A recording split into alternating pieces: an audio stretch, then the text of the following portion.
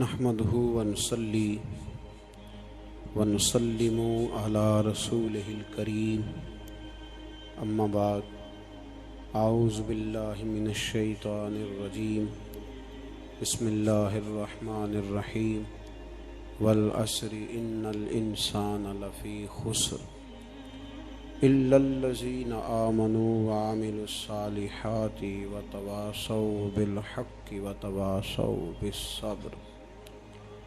صدق اللہ العظیم وصدق رسولہ النبی الکریم۔ ان اللہ وملائکتہ یصلون علی النبی یا ایہا الذین آمنوا صلوا علیہ وسلموا تسلیما۔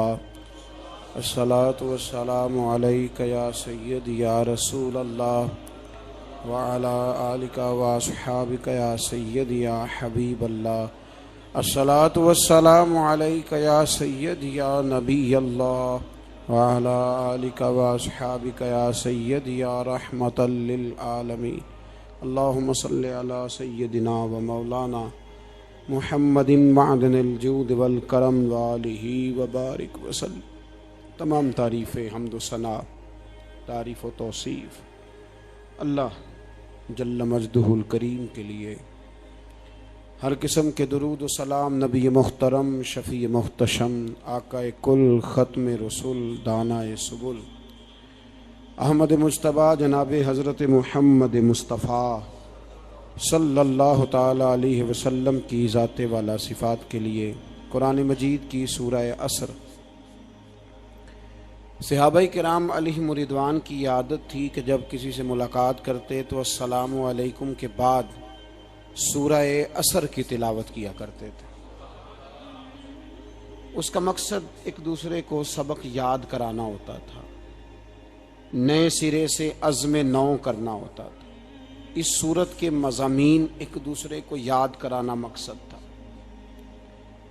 سورہ بڑی معروف ہے اور قرآن مجید کی جو الفاظ کے لحاظ سے مختصر صورتیں ہیں ان میں سے ایک ہے۔ اللہ تبارک و تعالی نے قسم اٹھا کے کہا والعصر، محبوب مجھے تیرے پاکیزہ زمانے کی قسم ہو، محبوب تیرے خوبصورت وقار والے، خلوص والے، پاکیزہ بھائی چارے والے تیرے زمانے کی مجھے قسم ہو۔ ان الانسان لفی خسر، بے شک انسان نقصان میں ہے۔ مطلق فرما دی، تاکید لگا کے، ان الانسان لفی خسر، بے شک انسان نقصان میں ہے۔ یا اللہ سارے، فرمایا الا الذین، سوائے ان لوگوں کے، کون؟ جن میں چار خوبیاں پائی جائیں۔ الا الذین آمنوا، ایک تو وہ ایمان لائیں، وعملوا الصالحات، اور پھر نیک اعمال کریں۔ ایمان لائیں، نیک اعمال کریں، اور پھر چپ نہ کر جائیں۔ وتواصوا بالحق، پھر حق بات کا اعلان کریں۔ ایمان لائیں، عمل صالح کریں، تیسرا کام کیا کرنا ہے؟ چلیں سارے بولیں گے تو اعلان بھی ہوگا نا، ایسے تھوڑی ہوگا کہ ایک دو آدمی اعلان کرے تو دنیا جاگ جائے۔ حق بات کا اعلان کرنا ہے۔ ایمان لانے کے بعد، عمل صالح کرنے کے بعد تیسرا حکم کیا ہے؟ آپس میں حق بات کی تلقین کرو، اور حق بات کی تم تلقین کرو، اور پھر تمہیں کوئی کہے کچھ نہ، پھر تم پہ ظلم نہ ہو، پھر تمہیں ستایا نہ جائے، یہ کیسے ہو سکتا ہے؟ پھر تم بڑے پاک صاحبزادے، پیرزادے، علامہ صاحب، سیاستدان، بیوروکریٹ بن کے بڑی ایک طرف ہو کہ آرام سے زندگی گزارو سارے، تم یہ کیسے ہو سکتا ہے؟ وتواصوا بالحق، جب تم حق بات کی نصیحت کرو گے پھر تکلیف آئے گی۔ پھر کیا کرنا ہے؟ وتواصوا بالصبر، پھر ایک دوسرے کو صبر کی نصیحت بھی کرنی ہے۔ وتواصوا بالحق، ایمان لانے کے بعد، عمل صالح کرنے کے بعد تیسرا کام کیا کرنا ہے؟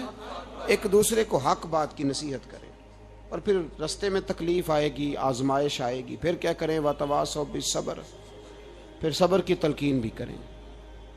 یہ قرآن مجید نے 4 شرطیں لگائیں فرمایا جس بندے میں یہ 4 خوبیاں پائی جائیں گی اسے اللہ کامیابی عطا فرمائے گا۔ مسلمان کی سوچ کے خلاف ہے یہ بات، یہ قرآن کی فکر کے خلاف ہے کہ اپنی فکر کرو۔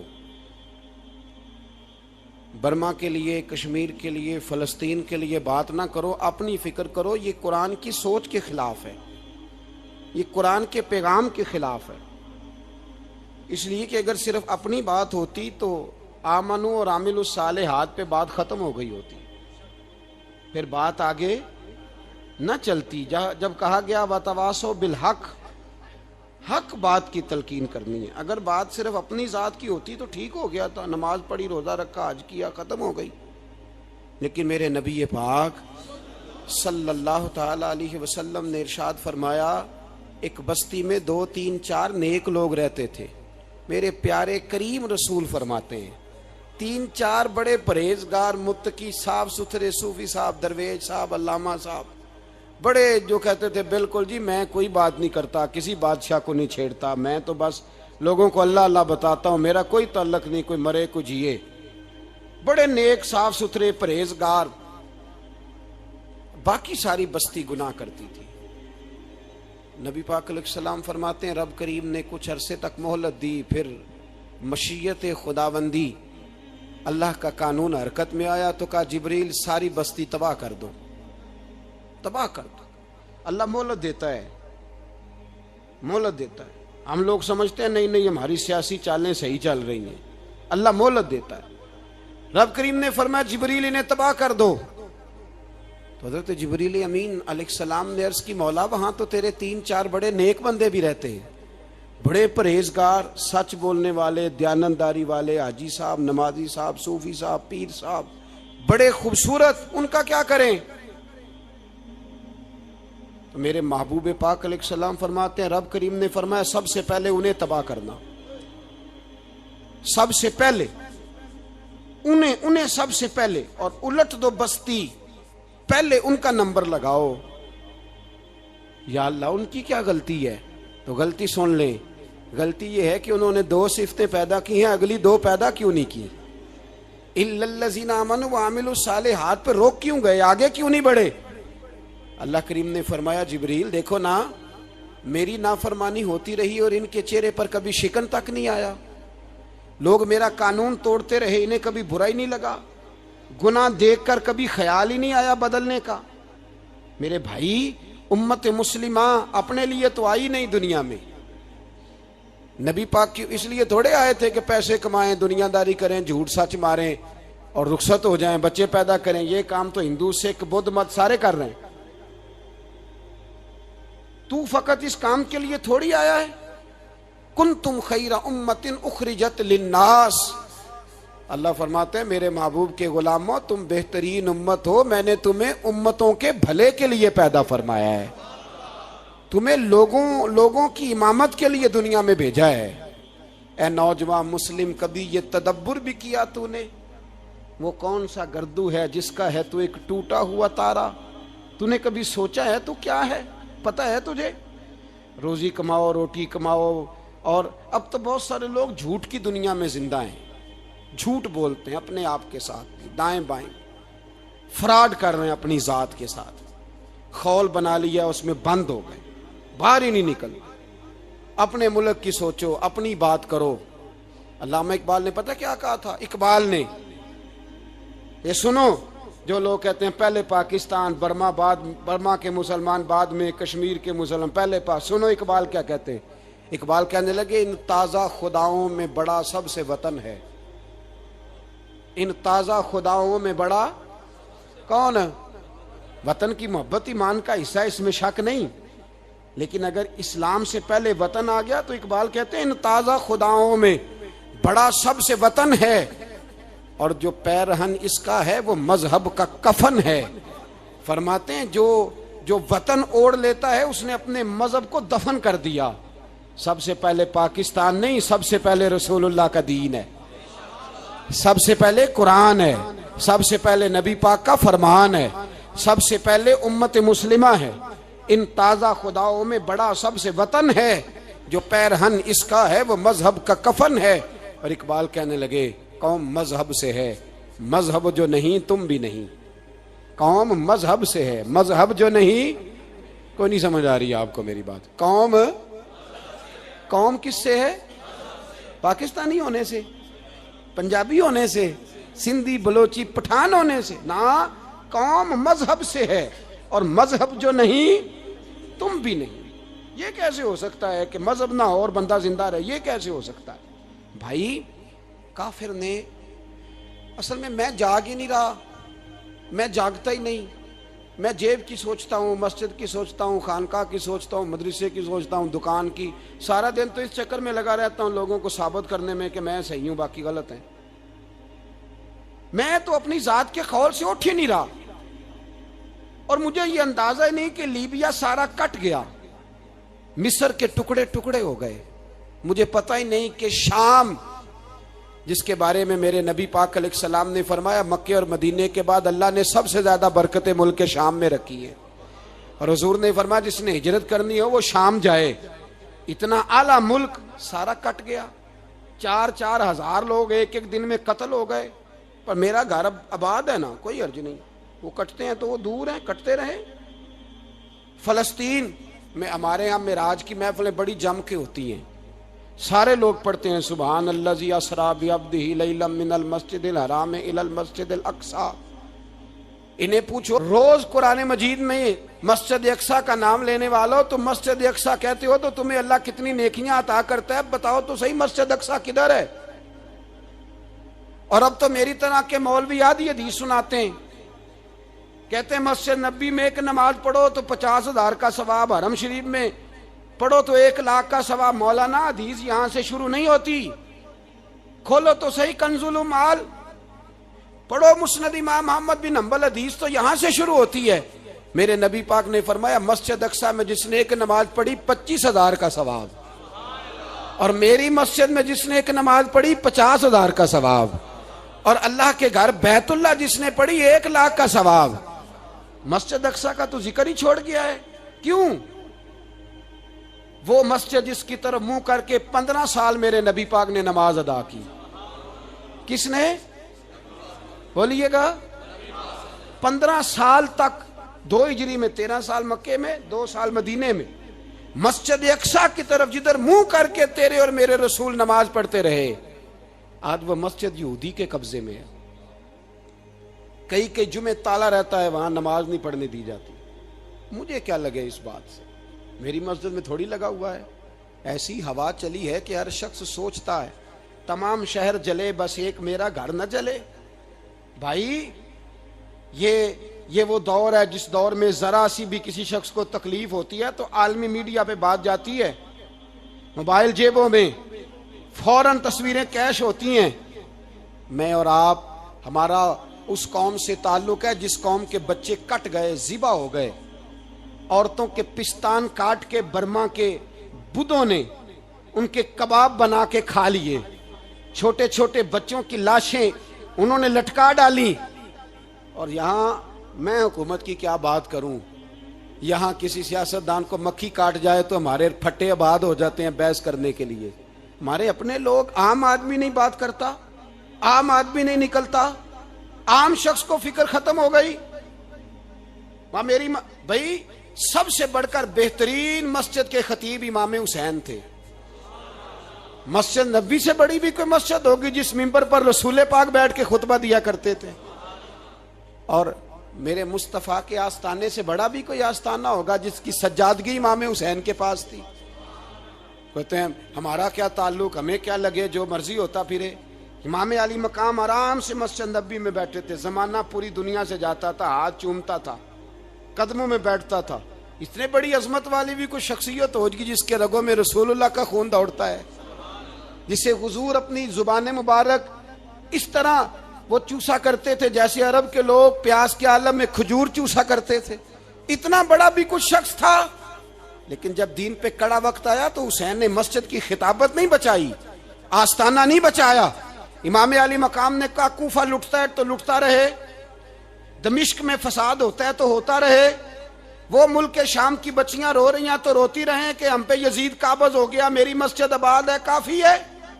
نہ، امام حسین نکلے اور نکل کے کہنے لگے جنت البقیع والی جگہ پہ کھڑے ہو کہ یا رسول اللہ میں جا رہا ہوں اور آپ کے لیے جا رہا ہوں، اس لیے کہ مجھے اس شام کو بچانا ہے جس شام میں رسول اللہ کا کلمہ پڑھنے والے لوگ بستے ہیں، مجھے کوفہ دمشق مصر کے لوگوں کو بچانا ہے، نانا تیرے کرم کے خزینے کی خیر ہو، میں جا رہا ہوں تیرے مدینے کی خیر ہو۔ نکل کھڑے ہوئے امام علی مقام، میدان میں نکلے، کس کے خلاف؟ بولے کون تھا؟ یزید مسلمان تھا، اس وقت تک تو سب نے مسلمان لکھا ہے، جس نے کافر کہا شہادت امام حسین کے بعد کہا۔ جرم کیا تھا؟ میری گردن جھک جاتی ہے جب میں یہ بات کرتا ہوں، ایمانداری سے کہہ رہا ہوں، جوش خطابت نہیں، میری گردن جھکتی ہے جب میں یہ لفظ ادا کرتا ہوں۔ امام علی مقام اس شخص کے خلاف نکلے، سارے خطبے امام حسین کے پڑھ کے دیکھو، امام حسین نے فرمایا یزید شرابی ہے، شرابی مسلمانوں کا حکمران ہو سکتا؟ آپ نہ بولیں بے شک، پر بات تو سچی ہے نا۔ امام حسین نے فرمایا شرابی کو ووٹ دیا جا سکتا؟ فرمایا رنڈیوں کا ناچ دیکھتا ہے جو مجرے دیکھے، جو رنڈیوں کے ناچ دیکھے وہ مسلمانوں کا حکمران ہو سکتا؟ امام حسین میدان میں نکلے اور 18 سال کے علی اکبر سے لے کر 6 مہینے کا علی اصغر دے دیا، لیکن شرابی کو برداشت، بے حیا کو برداشت تو میں کیسے کرتے؟ دوستی قاتل سے بھی، مقتول سے یارانہ بھی، اپنی جیب سے فلیکسیں چھپوا کے ظالموں جابروں بدماشوں کو ووٹ دیتے ہو۔ امام حسین کو تیری دیگ کی ضرورت ہے جو تو 10 محرم پہ پکاتا ہے، چاولوں کی ضرورت ہے جو تو نے 9 محرم کو پکائے، ان کو اس بریانی کی عادت تھی جو تو نے پکائی ہے۔ میرے گھر میں فلاں MNA MPA صاحب آ گئے تھے، امام حسین کے گھر کے اندر یزید نے پیغام بھیجا، اس نے کہا جیسے کہو گے کر لوں گا، جتنے پیسے کہو گے دے دوں گا، جتنی مسجدیں کہو گے بنوا دوں گا، جتنے ادارے کہو گے تعمیر ہو جائے، مجھے نہ چھیڑو۔ آپ نے فرمایا نا، مسجد مدرسے اس وقت آباد رہتے ہیں جب حکمران صحیح ہوتے ہیں، اور جب حکومتیں غلط ہوتی ہیں تو پھر مساجد آباد، پھر مدارس کی آباد کاری ہو ہی نہیں سکتی۔ میں دین میں نیا رکھنا کھول دوں؟ امام علی مقام کھڑے ہوئے، پر میں کیا کروں؟ حکومت کیا کروں؟ حکومت سے کیا کہوں؟ اگر میری ملت کے اپنے جوان کے موبائل میں رنڈیوں کا ناچ ہو تو 10 محرم کو تو امام حسین کربلا میں تڑپ جاتے ہوں گے۔ اگر 9-10 محرم کو جو نکلا امام علی مقام کی بات کرنے کے لیے، وہ نوجوان اگر سگریٹ کا، شراب کا، بدماشی کا عادی ہو تو حضرت علی اصغر کہیں گے نا میری قربانی کا کیا بنا؟ وہ تو نکلے تھے عریانی اور فحاشی کے خلاف، اور اگر ملت کا جوان روز چوک میں کھڑے ہو کے لڑکیوں کو تاڑتا ہو تو حضرت علی اکبر تو اپنی قبر میں روتے ہوں گے کہ یہ اس قوم کے لیے جان دے دی جو آج یزیدی طریقوں پہ عمل کر رہی ہے، جو ساری رات گند دیکھ کے سوتی ہے، جو ساری رات بے حیائی، فحاشی اور عریانی میں لگی رہتی ہے، ان لوگوں کے لیے جان دے دی۔ اتنا ظلم ان شہیدوں کے ساتھ، اور 10 محرم کو دیگ پکا کے کہتا ہے میں امام حسین کا ماننے والا ہوں، میں امام علی مقام سے پیار کرنے والا ہوں۔ نہ بھائی، نہ دو رنگی چھوڑ کے یک رنگ ہو جا، سراسر موم ہو جا یا سنگ ہو جا، امت مسلمہ کو بیدار ہونا پڑے گا۔ امام علی مقام میدان میں نکلے، ڈٹ کے نکلے، اور امام نے فرمایا میدان میں نکل کر کہ میرا وطن مدینہ ہے، میرا وطن مدینہ ہے، پر مدینہ بعد میں، رسول اللہ کا دین پہلے۔ تو پاکستان کی بات کرتا ہے؟ امام علی مقام نے فرمایا مدینے کی شریعت بعد میں، رسول اللہ کا دین پہلے، اور تیرے تو بچے عام سے ہیں۔ امام حسین نے فرمایا میری گود میں جو بچے ہیں وہ رسول اللہ کے نواسے ہیں، پر بچے بعد میں، نبی پاک کا دین پہلے۔ آپ نے فرمایا تیری بیٹی بڑی باوقار ہوگی، اس کی بڑی عزت ہے، تو کہتا ہے بیٹی کی وجہ سے بلیک میل ہو گیا، لیکن جو شان خدا نے حسین کی بیٹی کو عطا فرمائی، جن بچیوں کا سر کا بال ننگا ہو جائے، سر کا بال ننگا ہو جائے، تو امام شورانی فرمایا کرتے تھے اگر مدینے میں کسی سید زادی کے سر کا بال ننگا ہوتا تھا تو سورج اپنا منہ چھپا لیا کرتا تھا، سورج چھپ جاتا تھا، بادلوں کی اوٹ میں اور مدینے والے سمجھ لیتے تھے کہ گھر میں کام کرتے کرتے کسی سیدزادی کے سر کا کوئی بال ننگا ہو گیا. ان شہزادیوں کا اتنا وقار. اور امام علی مقام نے فرمایا بیٹیوں کی فکر بعد میں, رسول اللہ کا دین پہلے. پہلے رسول اللہ کا دین. قوم مذہب سے ہے, مذہب جو نہیں تم بھی نہیں. یاد رکھ میرے بھائی, امام علی مقام رضی اللہ تعالیٰ عنہ نے میدان میں نکل کر پہلے مذہب کی بات کی.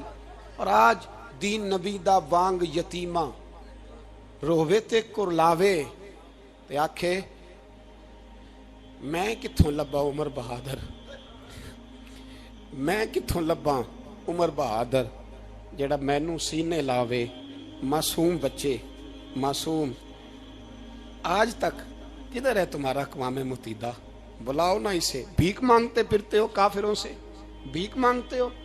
بچہ شام کو گھر نہ آئے تو ماں دروازے پہ نظر لگا کہتی بیٹے ٹائم پہ آ جایا کر, مجھے نیند نہیں آتی. وقت پہ. برما کی اس ماں سے بھی جا کے پوچھو جس کا بچہ پلٹ کے آئے کوئی نہیں, آیا ہی نہیں, اس سے بھی پوچھو. بچے نے آدھی رات کو روٹی مانگ لی تو فالج زدہ ماں, اس کو فالج تھا, وہ رینگتی ہوئی اٹھی اور اس نے اپنے لال کو روٹی پکا کے دی. باپ کہتا رہا چل چھوڑ, سو جا بیٹے تیری اماں. اس نے کہا نہیں مجھے نیند نہیں آتی, بیٹا بھوکا ہے. اس ماں سے بھی کبھی پوچھ, اس ماں سے جو بنگلہ دیش کے خیمے میں بیٹھی ہے تو بی بی سی لندن کا رپورٹر کہتا ہے کہ تیری خواہش کیا ہے؟ کہتی کوئی بھی نہیں, چلو 2 دن کے بعد ہی صحیح میرے بیٹے کو ایک روٹی دے جایا کرو. اے روٹی مانگتا ہے مجھ سے, میں کدھر سے لاؤں؟ یہ لوارث قوم ہے. میں حکمران سے جا کے بات کروں جب میرا اپنا نمازی مسلمان کہتا ہے پہلے پاکستان کے بچے تو پال لو. میرے بھائی تجھے خبر ہی نہیں, یہ تو جانا تو کبھی گنبد خضرا پہ, تو میرے مصطفیٰ نے فرمایا من ازا مسلم فقط ازانی. فرمایا جب میرا مسلمان تکلیف میں ہوتا ہے تو میں گنبد میں تکلیف میں ہوتا ہوں, مجھے درد ہوتا ہے, مجھے اذیت ہوتی ہے. پوچھ جا کے محبوب پاک سے. میرے عزیز کسی کو غم ہی نہیں ان لوگوں کا, کسی کو پرواہ ہی نہیں, کچھ سوچتا ہی نہیں ان کے بارے میں. میں اپنے گھر میں مست ہوں, آپ اپنے گھر میں مست ہیں. میرے رسول اللہ کی امت لٹ گئی ساری, جگہ جگہ تباہی. 1 انچ دھرتی پر زمین ایسی نہیں جو کافر کی ہو اور خون بہتا ہو. ایک ریمنڈ ڈیوس امریکی کتا یہاں بند تھا مسلمانوں کے قتل میں. انہیں اپنی قوم کی اتنی فکر تھی وہ راتوں رات چھڑا کے لے گئے. لیکن میری اور تیری بہن عافیہ صدیقیہ سالوں سے بند ہے. تڑپ کے پوچھا ہے مسلمانوں نے کہ اس کی غلطی تو بتاؤ, اس کا قصور نہیں پر وہ بند ہے. کوئی نہیں بات کرنے والا, کوئی نہیں. مسجد جانے, جمعہ تو پڑھانا ہے, اس میں غرض نہیں درد ہے کہ نہیں کہ اس میں تو اتنا پتہ ہے 1 گھنٹے تقریر ہے کرنی ہے. پیر صاحب صبح سے شام تک تعویذ لکھتے, سیاستدان صبح سے شام تک جنازہ بھی تب پڑتا ہے کہ مجھے ووٹ ملیں گے. تاجر کہتا ہے بس دکان چلنی چاہیے, مر جائے میری طرف سے ساری دنیا. بس کرو, اس خول سے باہر نکلو. اے نوجوان مسلم, کبھی یہ تدبر بھی کیا تو نے وہ کون سا گردوں ہے جس کا ہے تو ایک ٹوٹا ہوا تارا؟ تو نے سوچا ہی نہیں کبھی, تجھے کبھی خبر ہی نہیں ہوئی کہ یہ کس قدر بڑا کام تھا؟ میرے رسول پاک صلی اللہ علیہ وسلم کے غلاموں جاگو. میں دعائی دیتا پھرتا ہوں, میں کہتا ہوں جٹ بن کے بڑا جی لیا, بٹ رائیں انصاری بن کے بڑا جیا. بس کر دو, بس کر دو. اب مسلمان بن کے جینا سیکھو. اب اپنی پہچان رسول اللہ کی غلامی بناؤ. اب کہو پہلے دین باقی ہر چیز بعد میں. بس کرو, بہت ہو چکا ہمارے ساتھ, اب تھوڑا جاگو. میں بہت ساری باتیں دل میں لے کے آیا تھا جو آپ سے کرنی تھی, پر یہ لفظ ہیں کہ ٹوٹتے ہی جا رہے ہیں. بات ہے کہ سمت کا تعین ہی نہیں ہو پا رہا. میرے بھائی میں تو کبھی کبھی سوچتا ہوں لگتا ہے رب بھی ناراض ہو گیا ہے اور ہمیں منانے کا طریقہ بھی بھول گیا ہے. نہ ہماری مسجدوں میں تہجد پڑھی جاتی ہے, نہ کسی کو نماز توبہ یاد رہی, نہ کوئی استسقاء والا ہے, کوئی نہیں. جو پیر صاحب کے پاس جا کے بیٹھتا ہے تھپکی دیتے ہیں, کہتے ہیں جا تیرا کام ہو جائے گا موج کر. کبھی نہیں کو کہتا توبہ بھی کر, استغفار بھی پڑھ, یہ داڑھی پوری کر, دین رسول اللہ کا اس کی طرف تو توجہ کر. کوئی تبلیغ ہی نہیں کرتا. سارے پھوکا پھاکی پہ لگ گئے ہیں. کوئی خیال ہی نہیں آ رہا کسی شخص کو کہ ہماری تباہیوں کا سبب کیا ہے. کہ علاقہ تک قبرص فتح ہوا, تمام لوگ نعرے لگا رہے ہیں. حضرت ابو ذر غفاری کونے میں بیٹھ کے رونے لگ گئے. مسلمانوں کو فتح ملی, سب لوگ نعرے لگا رہے ہیں, خوشی ہو رہی ہے کہ علاقہ فتح ہو گیا. حضرت ابو ذر غفاری رونے لگے اور تڑپ کے روئے. لوگوں نے کہا ابو ذر کیوں روتے ہو؟ آپ فرمانے لگے یہ لوگ برسوں سے قابض تھے اس شہر پر,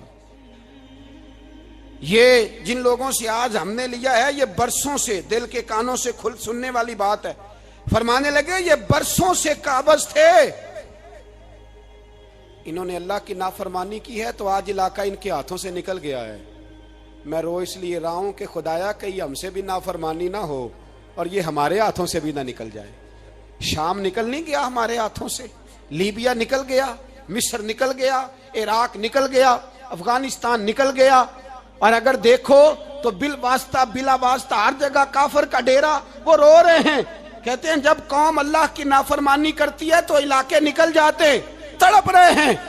مجھے کوئی فکر نہیں, کوئی نہیں رویا مصر کے جانے پر, کوئی نہیں رویا لیبیا کی تباہی پر, شام کے بچوں پہ کوئی نہیں رویا.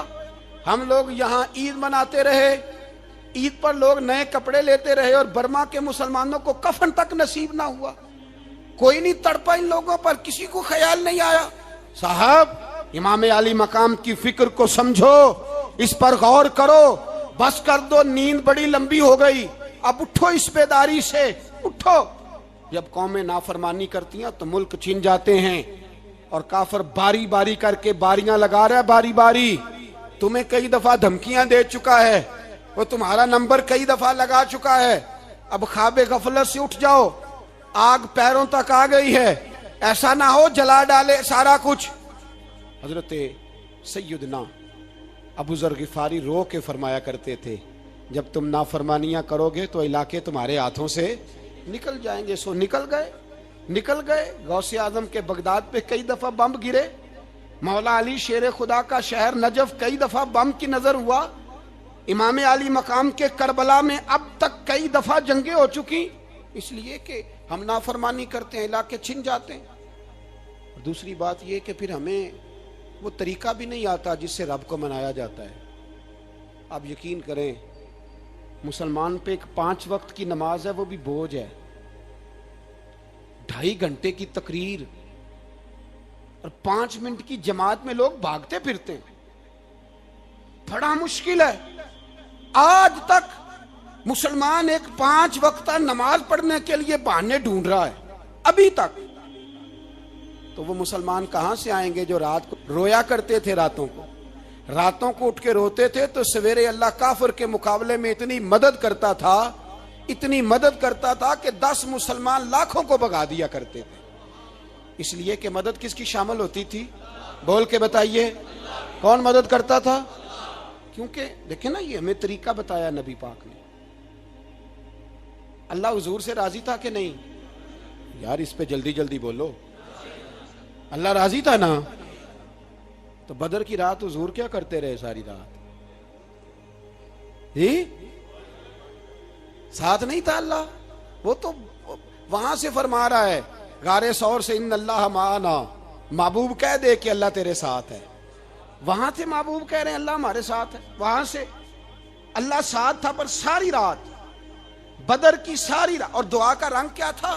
حضرت ابو بکر صدیق فرماتے ہیں حضور نے ہاتھ اٹھائے, اللہ یہ میرے 313 ہیں, میں کل کمائی لے کے آ گیا ہوں. اے اللہ میری کل کمائی ہے, اگر یہ ہلاک ہو گئے تو قیامت تک کون تیری عبادت کرے گا؟ اے اللہ مدد فرما. اور حضور مناتے ہیں رب کو, کہتے ہیں یا اللہ تو نے وعدہ نہیں کیا تھا تو مدد کرے گا, یا اللہ تیرا وعدہ نہیں تھا تو کامیابی دے گا, یا اللہ تو نے ساری رات مناتے گزر گئی, ساری رات. صبح کا اجالا چمکا تو حضرت ابو بکر فرماتے اتنا لمبا سجدہ کیا, حضور سجدے میں تھے, میں دیکھتے دیکھتے تھک گیا, میں سجدے کی حالت میں ہی حضور پر لیٹ گیا, لپٹ گیا. میں نے کہا محبوبہ سر اٹھائیں, وہ دیکھیں اللہ نے مدد نازل فرما بھی دی ہے. اٹھائیے سر. حضور نے اللہ کو منایا, نبی پاک منایا کرتے تھے. ہم اب سجدوں میں بھی نہیں جاتے, اتنی سو گئی امت, سجدوں تقریروں سے انقلاب لانا چاہتے ہیں. ہم خالی نعروں سے انقلاب برپا کرنا چاہتے ہیں؟ لوگ جب روتے تھے بوڑھے لوگ سجدوں میں، اور عالم فاضل صوفی کی تو کیا بات ہے نا، وہ تو اللہ کے نمائندے ہیں کہ جس کے صرف سفید بال ہو جائیں، میرے نبی پاک علیہ السلام نے فرمایا رب تو ان کی بڑی عزت کرتا ہے، ان کی بڑی۔ اور میرے نبی پاک نے فرمایا گناہگار مومن بھی جب دعا کے لیے ہاتھ اٹھاتا ہے تو اللہ فرماتا ہے فرشتو اسے خالی نہ لوٹانا، مجھے شرم آتی ہے اسے خالی۔ پر تو اٹھاتا ہی نہیں، تو اسے مناتا ہی نہیں، تو کبھی لپٹا ہی نہیں، تو نے کبھی کہا ہی نہیں کہ یا اللہ آ میں تجھے لے جاؤں حضرت سعد بن ابی وقاص کے پاس۔ قادسیہ کی جنگ ہو رہی تھی، کافر بلا رہا تھا آؤ اگر کوئی ہے تو آؤ، آؤ مقابلے میں۔ حضرت سعد بن ابی وقاص نے گھوڑے دوڑا دیے، دشت تو دشت ہیں صحرا بھی نہ چھوڑے ہم نے، بحر ظلمات میں دوڑا دیے گھوڑے ہم نے۔ حضرت سعد بن ابی وقاص نے گھوڑے دوڑائے، آگے دریا آ گیا، کوئی پل نہیں، کوئی شے نہیں، اسلام کی عزت کا سوال ہے۔ حضرت سعد بن ابی وقاص نے ہاتھ اٹھائے اور کہا اے اللہ اگر تو موسیٰ کی نافرمان قوم کو رستہ دے سکتا ہے تو تو ہمارے دلوں کو جانتا ہے، ہم تو اپنے رسول کے فرما بردار غلام ہیں۔ آنا مہربانی کر کہ اگر تو نے دل مسلم کی دل جوئی نہیں تو ہمیں تانا دیں گے بت کے مسلم کا خدا کوئی نہیں۔ کہا اے اللہ مہربانی فرما، اگر تو حضرت وَإِذْ فَرَقْنَا بِكُمُ الْبَحْرَ فَأَنْجَيْنَاكُمْ وَأَغْرَقْنَا آلَ فِرْعَوْنَ، اگر تو حضرت موسیٰ کی قوم کے لیے دریا پھاڑ سکتا ہے تو ہم تو نبی پاک کے غلام ہیں۔ صحابہ کہتے ہیں جناب سعد نے دعا مانگی تو دریا نے رستہ عطا فرما دیا۔ یار تو دعا بھی نہیں مانگتا؟ حضور نے فرمایا دعا صلاح المومن، دعا مومن کا ہتھیار ہے، تو نے یہ بھی چھوڑ دیا ہے۔ اب تو باتیں کر کے تبصرے کر کے ٹی وی دیکھ کے اپنی رائے قائم کر کے کمنٹس کر کے سو جاتا ہے، یہ بھی سوتا خشک ہو گیا، تو دعا تک نہیں مانگتا۔ فرماتے ہیں دعا مانگی تو دریا نے رستہ دیا، اور جب اس کنارے نکلے تو حضرت سعد کہنے لگے کسی کی کوئی شے تو نہیں رہ گئی دریا میں، کوئی چیز تو نہیں رہ گئی۔ ایک صحابی کہنے لگے پیالہ رہ گیا ہے، تو حضرت سعد فرمانے لگے او دریا ہمارا پیالہ واپس نہیں کر دیتا؟ تو کہتے ہیں کہ لہر آئی تو پیالہ بھی باہر پھینک گئی۔ او بھائی ہم اسی رسول کا کلمہ پڑھتے ہیں جن کا حضرت سعد بن ابی وقاص نے کلمہ پڑھا تھا، اور کسی جگہ میرے نبی پاک نے نہیں فرمایا اللہ صحابی کی سنے گا بعد میں آنے والوں کی نہیں سنے گا، کسی جگہ نہیں کہا۔ پر تو کشکولے دعا بھی نہیں اٹھاتا، مصیبت میں بھی اب یاد خدا ہم کو نہیں آتی، دعا منہ سے نہ نکلی جیبوں سے عرضیاں نکلی، تو یہ کام بھی نہیں کرتا۔ میرا دل کرتا تھا چلو اور کچھ نہ ہو مسجدوں میں اجتماعی دعا ہی ہو جائے، پر اس طرف بھی توجہ نہیں، وہاں بھی کہتے ہیں مولوی صاحب جلدی کرو گھر جانا ہے، اتنی لمبی دعا، اور کمنٹس کر رہے ہیں لوگ کہتے ہیں آپ اپنے گھر کی سوچیں۔ میرے بھائی دعا، صلاح الدین ایوبی فلسطین کی جنگ لڑ رہے تھے، خبر آئی کہ عیسائیوں کا ایک بحری بیڑا بحری جہاز اسلحہ لے کے آ رہا ہے، نیزے ہیں تلواریں ہیں تیر ہیں۔ صلاح الدین ایک بزرگ تھے، ان سے ملے تو کہنے لگے بابا جی آپ بھی دعا کرو۔ میں بھی دعا کرتا ہوں، مسلمانوں کے پاس پہلے اسلحہ نہیں، عیسائیوں نے اور منگا لیا ہے، کہیں ایسا نہ ہو مسلمانوں کے خلاف اتنا اسلحہ استعمال ہو۔ یہ بات کہی، بابا جی کو دعا کا کہا، خود مسجد اقصیٰ میں ساری رات روتے رہے صلاح الدین، ساری رات۔ ہمارا حکمران جسے ربنا آتنا فی الدنیا پوری نہیں پڑھنی آتی، اور اب تو ایسے پیر آ گئے ہیں میدان میں جو سورہ فاتحہ سیدھی نہیں سنا سکتے الا ماشاءاللہ۔ ساری رات صلاح الدین ایوبی روتے رہے۔ وہ بزرگ کہتے ہیں میں بھی کونے میں تھا، پر جس درد سے اس نے دعا مانگی میں نہیں مانگ سکا۔ سویرے خبر آئی کہ دشمن کا وہ بحری بیڑا جو اسلحہ لے کے آ رہا تھا دریا میں غرق ہو گیا ہے۔ صبح خبر آئی تو وہ شخص ایک آگے بابا جی سے کہنے لگا بابا جی وہ بحری بیڑا دریا میں غرق ہو گیا، تو بابا جی رو پڑے، کہنے لگے دریا میں غرق نہیں ہوا، صلاح الدین ایوبی کی آنسوؤں میں غرق ہو گیا ہے، اس کے آنسوؤں میں غرق ہو گیا ہے، اس نے رب سے دعا ہی ایسی مانگی اس کے آنسوؤں میں۔ تو دعا بھی نہیں مانگتا میرے بھائی مسلمانوں کے لیے، تو دعا بھی نہیں مانگتا۔ امام حسین میدان کربلا میں تھے، ایک راوی کہتا ہے 3 دن پانی بند رہا ہے، روٹی بند رہی ہے، پر قرآن پاک کی تلاوت 1 منٹ کے لیے بھی بند نہیں ہوئی، دعا اور التجا 1 منٹ کے لیے بھی بند حسین کے خیمے سے یہ آواز بار بار آتی رہی، یا اللہ استقامت بھی دے اور صبر بھی عطا فرما۔ دعا کا رستہ بند، تلاوت بند نہیں ہوئی، اللہ کی بارگاہ میں سجدے بند نہیں ہوئے، تو چھوڑ گیا ہے، تو دعا تک نہیں مانگتا۔ دعا تو انقلاب برپا کر دیتی ہے، دعا تو حالات بدل دیتی ہے، دعا تو تبدیلی لے آتی ہے۔ کوئی بیٹھا ہوا مجھے دور دعا دیتا ہے، بس دعا دیتا، فقط دعا دیتا ہے۔ کوئی بیٹھا ہوا مجھے دور دعا دیتا ہے، میں ڈوبتا ہوں پر سمندر اچھال دیتا ہے۔ وہ بھائی تو دعا بھی چھوڑ گیا۔ پہلی بات آپ کی خدمت میں یہ ہے کہ جاگیں، مسلمان بنیں۔ دوسرا کچھ نہیں کر سکتے تو دعا تو کر سکتے ہیں نا، دعا کا رستہ اپنائیں۔ اور پھر میرے نبی پاک علیہ السلام نے دو باتیں فرمائی، کان کھول کے سن لینا، دو باتیں۔ حضور نے فرمایا ایک وقت آئے گا کہ میری امت کے خلاف کافر ایک دوسرے کو آوازیں دیں گے، آؤ مسلمانوں کو ماریں، آؤ مسلمانوں۔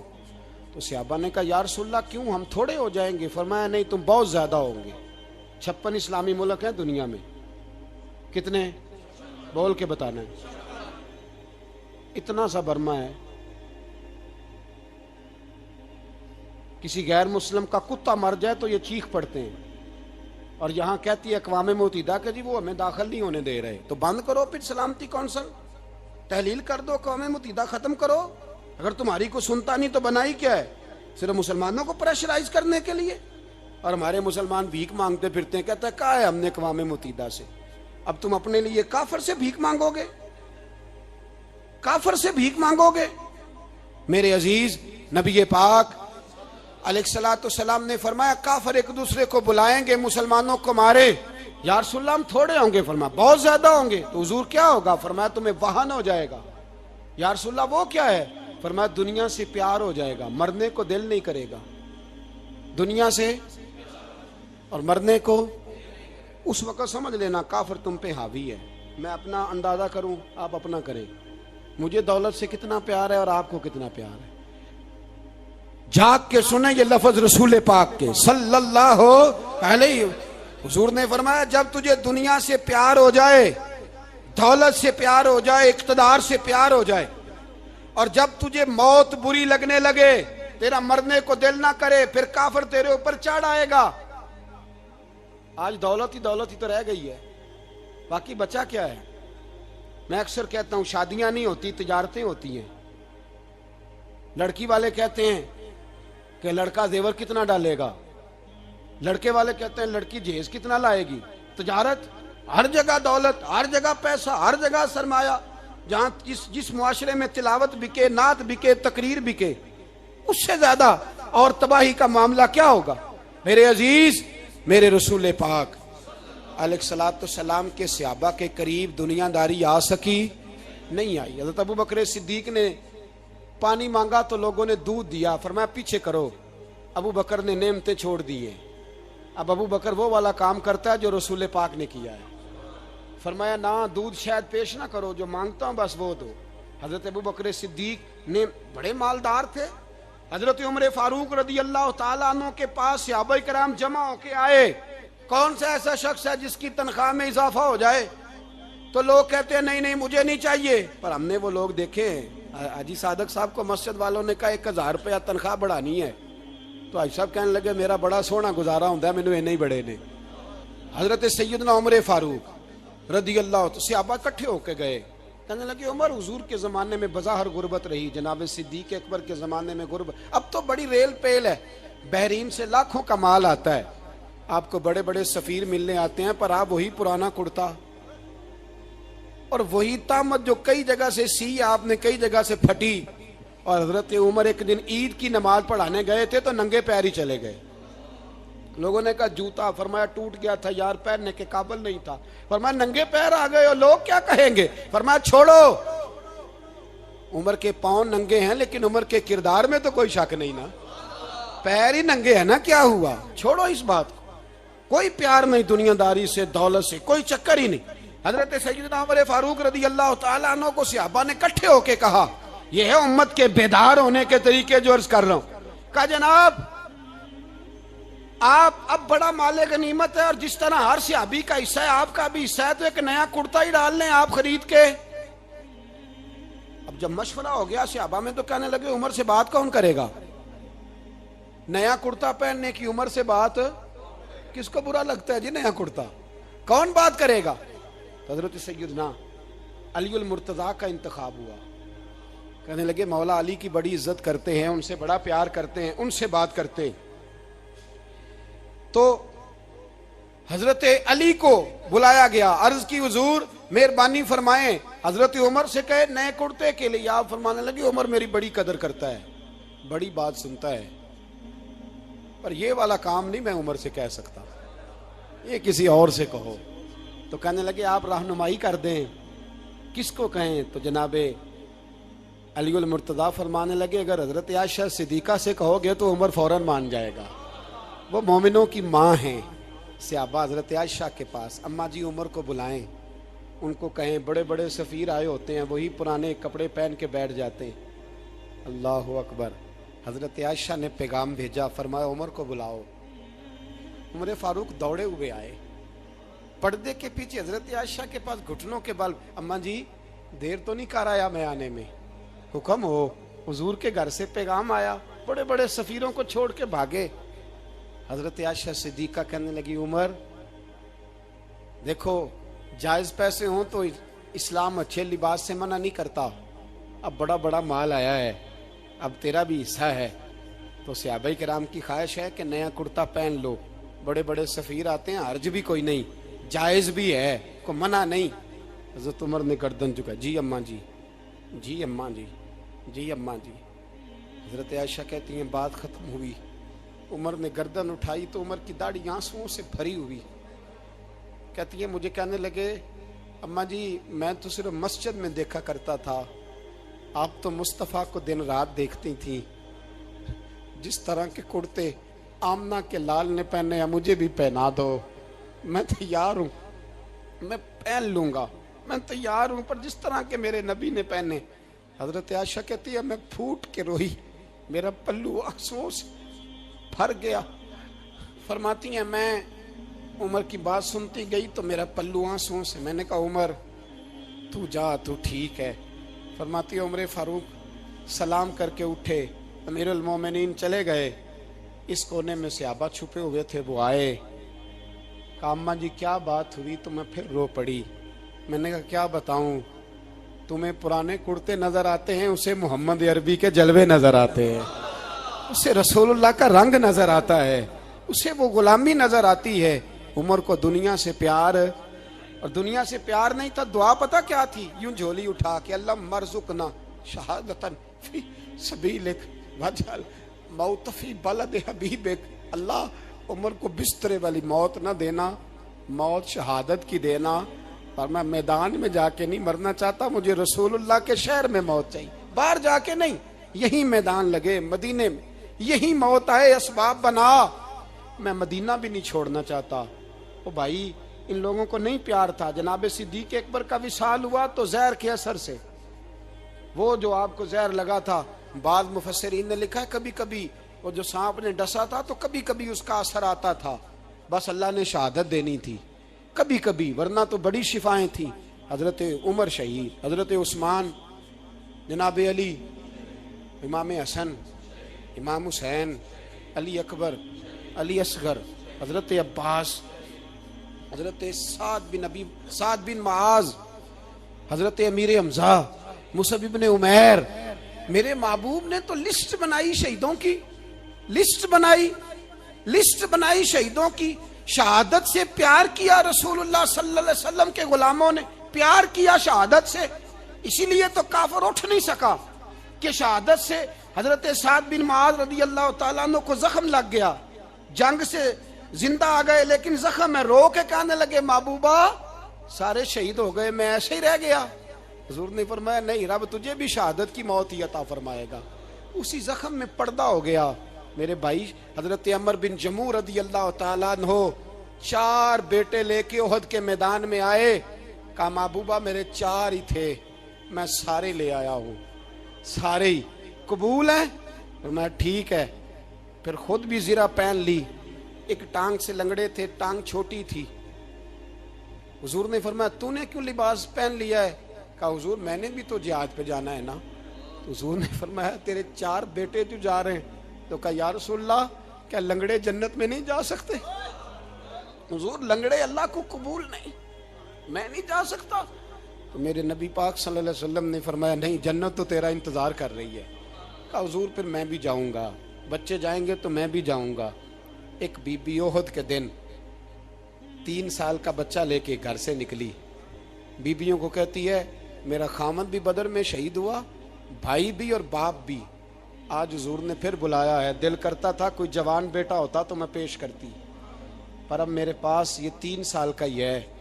बच्चा लिया, मदीने में मस्जिद नबवी में हज़रत बिलाल से कहने लगी 2 मिनट हुजूर का दीदार चाहिए। नबी पाक आए, कैसे आई हो? कहने लगी महबूबा मैं शहीद की बेटी, शहीद की बहन, शहीद की बेवा हूँ। मेरे पास अब जवान तो कोई नहीं, ये 3 साल का ही है। हुजूर ने मुस्कुरा के फरमाया ये करेगा क्या करेगा? कहने लगी हुजूर सुना है असला थोड़ा है, ढाल की जरूरत है। लोहे की ढाल होती थी, जब तलवार आती थी तो आगे की जाती थी। कहा महबूबा मेरा शहीद की अम्मा बनने को बड़ा दिल करता है, ये मेरा 3 साल का ले जाओ, जब तीर आपकी तरफ आया तो मेरा बेटा आगे कर देना, ये ढाल का काम तो देगा ना। हंसते हुए महबूब की आंखों में आंसू आए, बच्चे को पकड़ के सीने से लगाया, माथा चूमा, फरमाया जा तेरे साथ वादा है, कयामत के दिन तुझे शहीद की अम्मा कह के ही पुकारा जाएगा। वादा है तेरे साथ, तुझे शहीद की। मेरे भाई मरने को दिल ही नहीं मुसलमान। मेरे नबी पाक सल्लल्लाहु अलैहि वसल्लम ने फरमाया जिसके दिल में कभी शहादत की आरजू पैदा नहीं हुई, उसके सीने में धड़कने वाला दिल मोमिन का है ही नहीं, वो तो मुनाफिक है।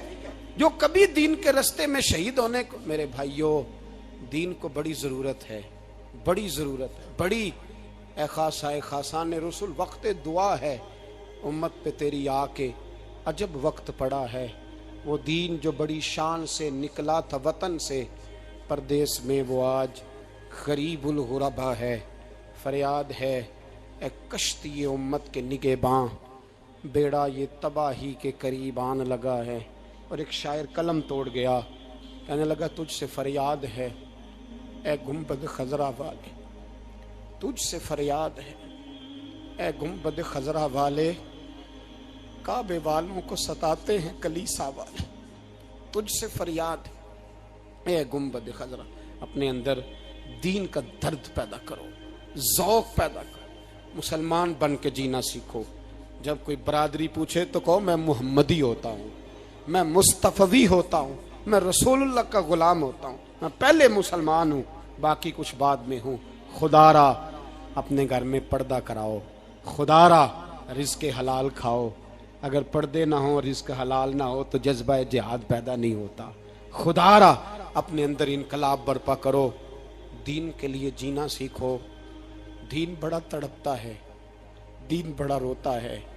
रसूलुल्लाह आज तजारत करने वाले मिलते हैं, आज सियासत करने वाले मिलते हैं, दीन वाले नहीं मिलते, दीन के दर्द वाले नहीं मिलते। अपील है आपसे, आज रात 2 नफल पढ़ के और कुछ ना हो सके तो मुसलमानों के लिए दुआ ज़रूर कर देना, उनके लिए दुआ ज़रूर कर देना। अपने आप को बेदार करो, बेदार करो। भाई मैं तो, हम तो आज तक इसलिए डर रहे हैं कि हमारा चेहरा ही नबी पाक जैसा नहीं बन सका, तो दाढ़ी रखने में भी हम डरते हैं, नमाजी बनने, मस्जिद आबाद करने में, मुसलमान कहलाने में भी तो खौफ है। तो बतलाओ ना, इससे आगे बात कब चलेगी? जिहाद की बात तो बड़ी आगे जाके है। बदल जाओ, रसूलुल्लाह का गुलाम बन के जीना सीखो। नबी पाक सल्लल्लाहु अलैहि वसल्लम की गुलामी का पटा अपने गले में डालो। यही इमाम हुसैन की सोच है, यही इमाम अली मकाम का पैगाम है। इसको कभी फरामोश न करना। इमाम हुसैन हमें बता गए, सारा कुछ लुट जाए पर दीन के अंदर कोई नक्स वाक़या ना होने पाए। कोई शराबी, कोई बेईमान, कोई लुटेरा कभी उसके सपोर्टर ना बनना। हमेशा, वो किसी शायर ने कहा था, हमसे ना रकम होंगे कसीदे यजीद के। किसी ने कहा, किसी जालिम ने, मेरी सपोर्ट कर, मेरी बात कर, तो उसने कहा हमसे ना रकम होंगे कसीदे यजीद के। کیونکہ ہم لوگ تو حسین کے سیرت نگار ہیں، ہم لوگ تو حسین کے سیرت نگار ہیں۔ یہ محرم کے جو دن ہے یہ انقلاب کے دن ہے، رونے پیٹنے کے نہیں، انقلاب کے دن، جذبوں کی بیداری کے دن، ظلم کی آنکھوں میں آنکھیں ڈالنے کا جذبہ پیدا کرنے کے دن۔ اس کو اسی رنگ میں لو۔ اے خالق کائنات اپنے محبوب کی امت پہ رحم فرما۔ سبحان اللہ، ماشاءاللہ، بہت ہی خوبصورت بیان۔ اللہ پاک ہم سب کو عمل کرنے کی توفیق عطا فرمائے۔ اگر ویڈیو اچھی لگی ہو تو اپنے دوستوں کے ساتھ ضرور شیئر کریں۔ موت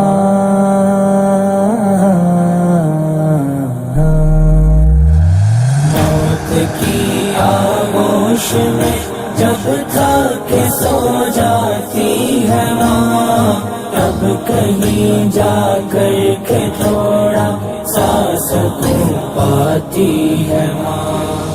فکر میں بچوں کی کچھ اس طرح گھل جاتی ہے ماں۔